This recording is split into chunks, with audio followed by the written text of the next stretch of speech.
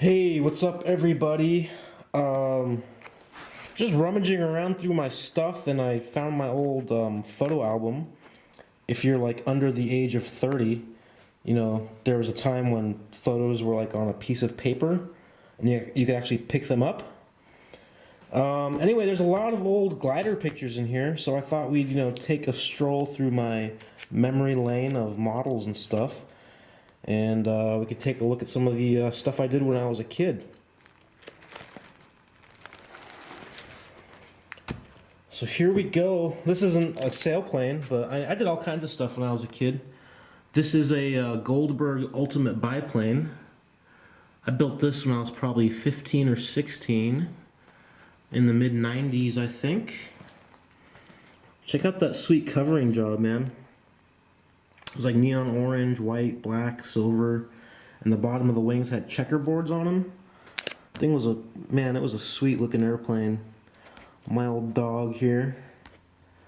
Yeah, it had some kind of 124 stroke on it, maybe a Sato or something.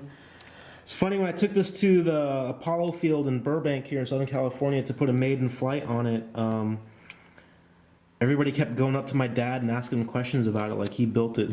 He had no clue. He was just the chauffeur. I mean, I did all the work. But there she is. Man, I kind of daydream about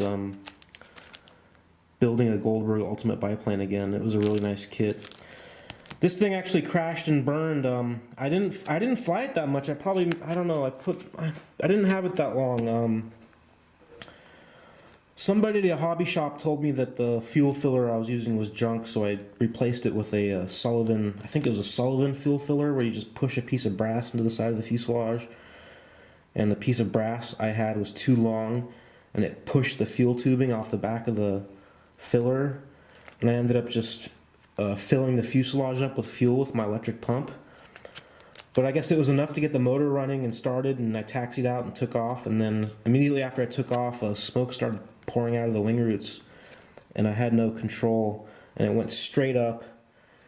It climbed up super high, went straight up, rolled over on its back, and went straight down, and actually caught fire. The thing actually burned up. But there you can see. What else do we have here? The Razorback. I think this is called a Razorback Mustang. I forget which one this is. I don't think it's a D, right? It's a P51 something or other. I think this was an EZ kit. I don't know if any of you guys remember those. It's like a wood substructure with a kind of a foam covering over the whole thing that had a skin, like a plastic skin on it that was printed. Actually, really nice models, man. I love these EZ ARFs. I think they were called EZ. This had like some kind of 60 size nitro motor and just a straight header, and it was loud as hell. And I remember this thing was fast. This thing screamed. I don't remember what happened with this. And then this is actually my closet in college. I had kind of a big closet, and I put a workbench in there and I build models, and I'm building a Focke-Wulf 190. I never actually finished this. This is kind of right around the time I got out of models. Oh, here it is here again. And then, what do we have? This is a Colt Baron, I think a Baron 30. I really liked Colt helicopters, man. I really liked Colt helicopters. I always wanted I think it was called an Omega Grand Prix Zeus. It's like a 60 size helicopter. Never got one, but here it is again. Colt helicopter. And then here we go. This is me flying the Colt helicopter in my parents' backyard. Trying to take a close-up, which is probably super stupid and dangerous. And there it is again. Alright, getting to the glider stuff here. This guy, his name is Greg. This is Avenue C in Redondo Beach, Southern California. Back in the day, you could just fly off this cliff, and I'd fly here almost every day after school. But this guy actually taught me how to fly, him and a couple of other locals down here, and I learned to fly on the slope. And he's flying a Vortec Models Viper. It's hard to see there. I have more pictures of that. Here is the same Avenue C. There's actually a fence here. You can see the fence right there. And we just skim along the fence. This is 2 Vipers. One's mine, I think, and one's probably Greg's, flying in formation. Here we go again. Here's me, probably 16 years old, flying a Sagita 900 that I built. That thing was gorgeous. Pristine model. One of my favorite slopers of all time growing up, DCU Dragonfly.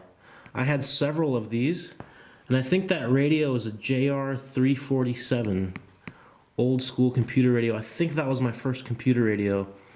This Dragonfly was like a 50-inch just aileron elevator slope plane, kind of light, not a heavy like PSS Warbird or anything. And we'd fly planes this size, you know, at Redondo Beach, and we'd have like sometimes 6, 7, 8 planes in the sky at the same time flying formation. We'd you know, doing hammerhead turns, and it was just so much fun. Can't fly there anymore. It's a shame. Okay, these are the Vortec Vipers. These things were really fun, really aerobatic. This was mine. Again, I probably built this when I was between 14 to 16. And then I think I built this for a friend of mine here. I don't know what I had. I had a thing with checkers, I guess, when I was a kid. But I was pretty good with the covering back then, I must say. That was pretty good covering job. So there's 2 of the Vipers. And this thing was like a Speed 400 pylon racer, like Grotner Race Rat or something. Really nice kit to build. I built this and covered it again, you know, check out my awesome covering job. Flew like crap. It was just heavy. And maybe it had a Speed 400 or a 540 can motor and like a 7-cell NiCad RC car pack. It was just heavy. It barely flew. It was terrible. This thing was sweet. Again, another Vortex models. T33, I think. Yeah, T33. Is that what that is? Yeah. Built this. Glass fuse.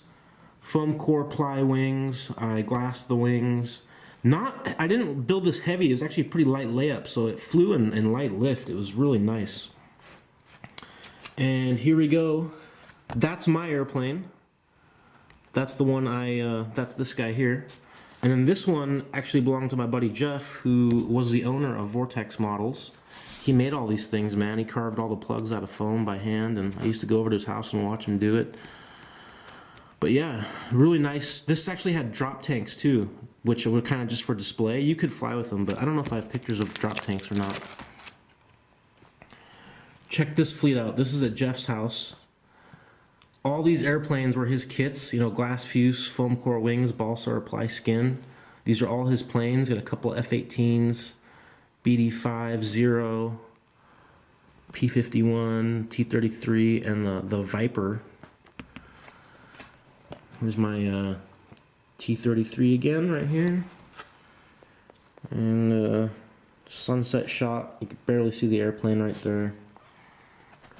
Another sunset shot. That's actually a foamy ME-163 that I had, I think. Yeah. Pretty terrible picture. This was a big fad down at Redondo Beach for a while too. This was called the Fence something or other. Fence Runner or Fence Basher or something, because my buddy designed this airplane. It was just a really simple box fuselage, ply, and then foam core, balsa wings. Oh, this is called the Fence Master. And the reason we called it the Fence Master is because he like designed these airplanes and he'd constantly crash them into the fence. But anyway, he built a bunch of kits, and a bunch of us had a lot of these. Very simple, just, you know, aileron elevator. Here's the ME-163 again. This is probably my first foamy. Never really got into foamies, never really my thing. There's a V-tail Fence Master that I built. That thing flew pretty good. Again, I got Greg here with a Viper. And what do we have here? This is Cal State Dominguez Hills. after I learned how to fly on the slope, I did that for a couple of years. I got into TD flying, and so this is the old Soaring Union of Los Angeles at Dominguez Hills. This club still exists, although it's been co-opted by electric flyers, and you're not allowed to fly gliders there anymore.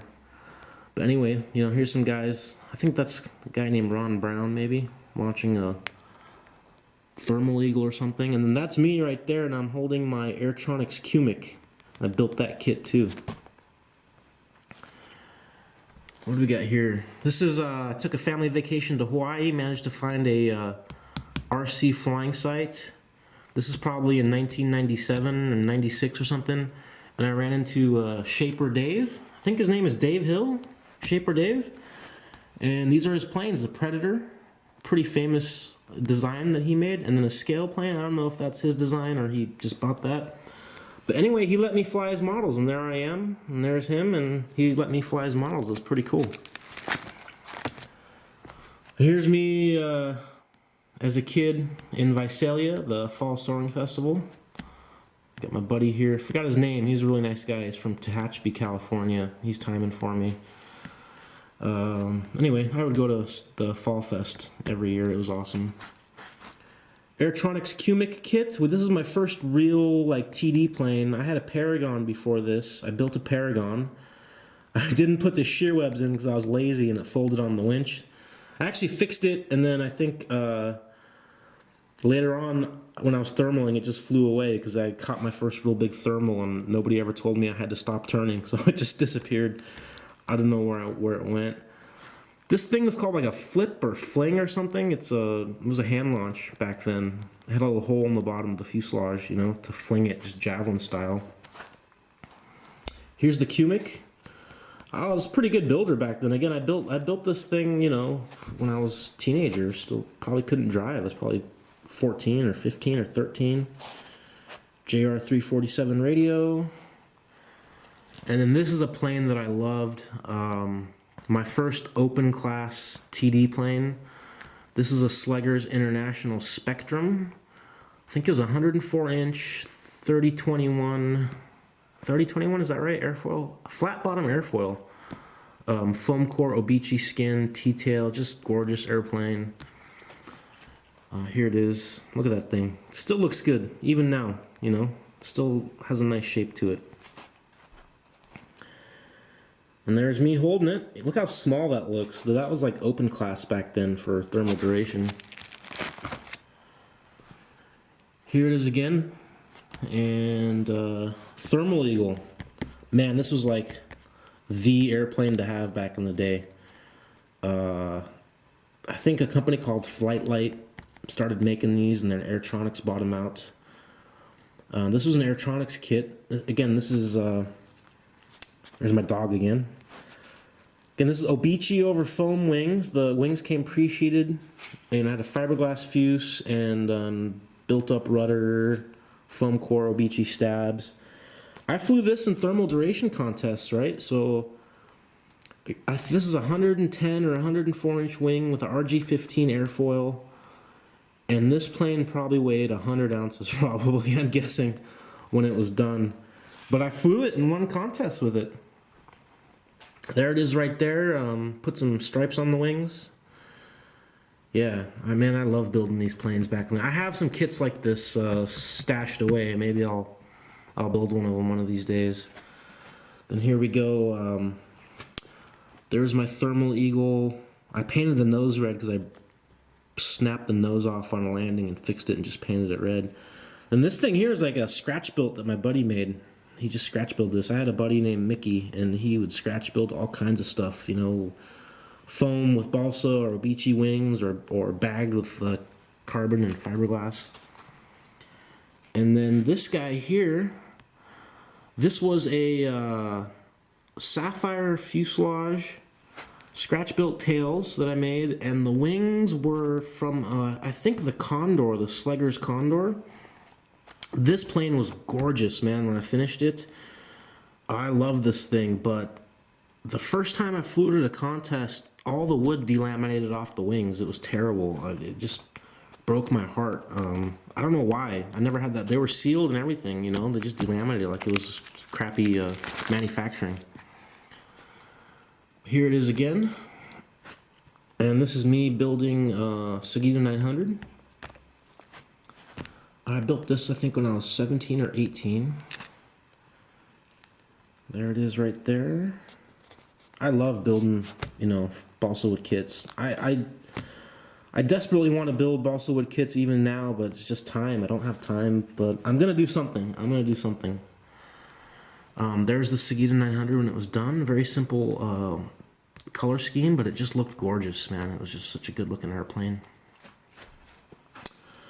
There we go. There's me launching that sucker off a winch at Cal State Dominguez Hills. Flew really well. Another fence master there. Built a lot of those for guys. And that's it. I got some RC cars. My RC10, RC10T. I think that's, I got some pictures of air shows and stuff, but yeah, that's all the plane stuff. It's too bad because this is just a fraction of the actual airplanes that I had. I mean, I probably had 10 times this that I built when I was a kid. Wanderers and Bob Martin Coyotes and Bobcats and Quicksilvers and Silhouettes, all kinds of stuff. Various thermal planes and everything. But yeah, maybe this, you know, brings back some nostalgic memories for you guys. I've been doing this a long time. I just turned 40 a couple weeks ago when I started flying. Gosh, when I was like 11 or 12, I think, is when I learned how to fly on the slope. So it's been quite a while, and I've been doing a lot of building, you know, tons and tons of building. Really want to get back into building some things out of balsa. I just think there's something special about that. So maybe I'll work on something. We'll see. Oh! I just bought one of these on RC Groups. A kit, new in the box, never built. I'm totally stoked on it. So I think I'll do that. I'm gonna build that, and I'll do videos on it, and we'll try to fly it somewhere. And that'll be a good one for old school building techniques. And then maybe after that I can do some kind of built-up plane, you know, like an old Sagita or something. But anyway, cool guys. Yeah, I just saw this thing lying around, and it was kind of fun to take a look through it. And hope you guys enjoyed it too. And I'll see you guys in the next one.